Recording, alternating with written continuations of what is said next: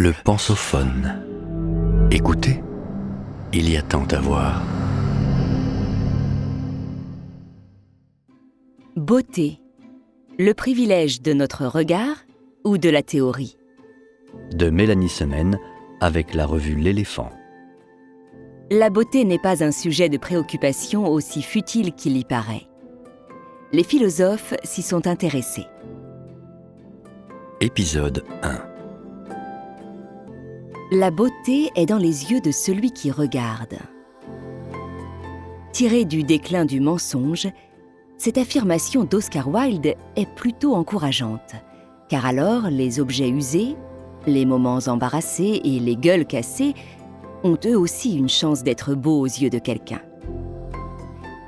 Mais si tout peut être qualifié de beau, le terme a-t-il encore de la valeur ? Lorsqu'on souligne la beauté d'un objet ou d'un moment, on loue implicitement sa rareté.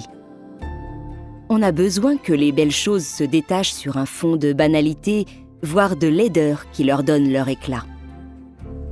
Mais existe-t-il des critères objectifs pour départager ainsi le beau du laid ?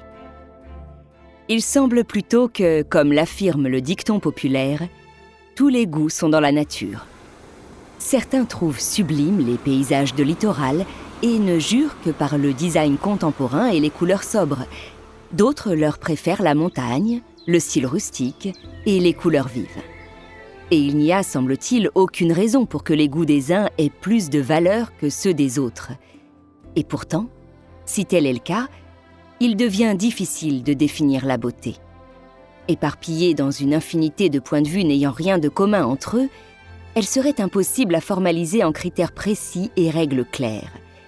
Elle serait un je ne sais quoi aux contours flous, mais sur laquelle nous avons pourtant des jugements bien arrêtés.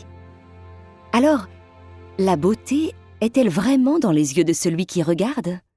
N'existe-t-il pas des critères objectifs rendant certaines choses belles en elles-mêmes, quelle que soit l'impression qu'elles nous font ?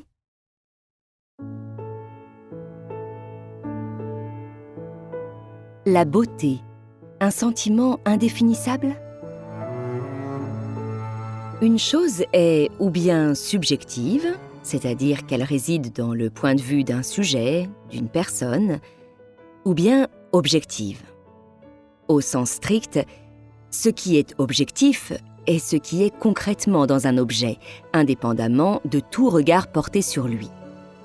Mais par extension, on peut également dire du regard de l'arbitre, du juge ou de l'expert qu'il est objectif, au sens où il s'exerce indépendamment de toute préférence personnelle et ne juge que les choses elles-mêmes. Alors, la beauté est-elle subjective ou objective ? Est-elle vraiment dans notre regard ou dans les objets eux-mêmes ? Pour répondre, on peut commencer par un test simple. Ce qui est objectif existe à l'extérieur de notre esprit, dans le monde physique, et peut être touché ou au moins désigné.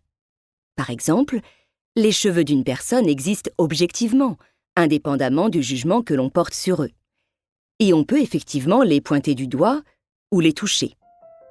Mais si l'on parle cette fois-ci de la beauté du même visage, que désigner si ce n'est le visage en entier ? De même, si l'on déclare qu'un tableau est beau, on ne peut rien montrer de particulier qui le rende beau, et on est forcé de désigner tout le tableau. Avec ce petit test naïf, on comprend une chose. La beauté semble ne siéger nulle part en particulier dans l'espace. Elle n'est donc pas objective au sens où elle serait dans les objets eux-mêmes. Si elle n'est pas objective, elle est alors subjective. La beauté serait l'impression subjective qu'on a parfois devant un objet, un paysage, un moment ou une personne. Mais comment définir cette impression ? Au XVIIIe siècle, on pense généralement que cela n'est pas possible. À cette époque, la sensibilité, c'est-à-dire la manière propre à chacun d'être affecté par les choses, règne en maître, en philosophie comme en littérature. David Hume, philosophe des Lumières écossaises, présente ainsi dans son ouvrage « La règle du goût » une thèse proche de la phrase de Wilde. La beauté n'est pas une qualité qui se trouve dans les choses elles-mêmes. Elle existe dans l'esprit qui les contemple, et chaque esprit perçoit une beauté différente. L'origine de ce phénomène serait le sentiment, feeling. Ce que Hume appelle ainsi tient à la fois de la sensation et de l'émotion, choses éminemment subjectives mais qui, pour lui, ne sont pas arbitraires pour autant. Tout sentiment de beauté est légitime et aucun ne peut être rationalisé, expliqué par des démonstrations et des règles, ou raisonné, modifié par un discours convaincant.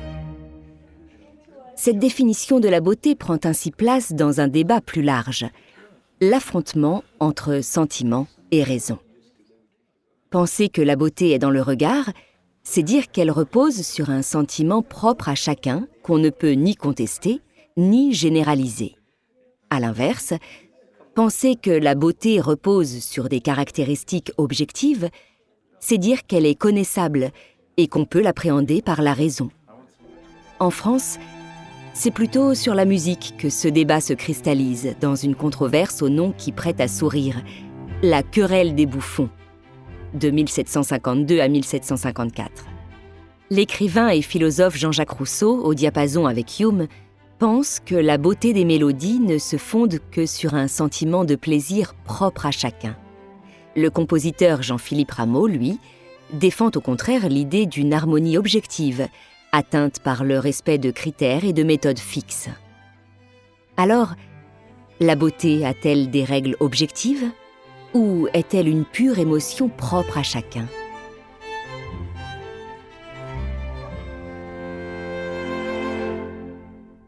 Vous venez d'écouter le premier épisode de cette série. Retrouvez-en l'intégralité sur lepensophone.fr.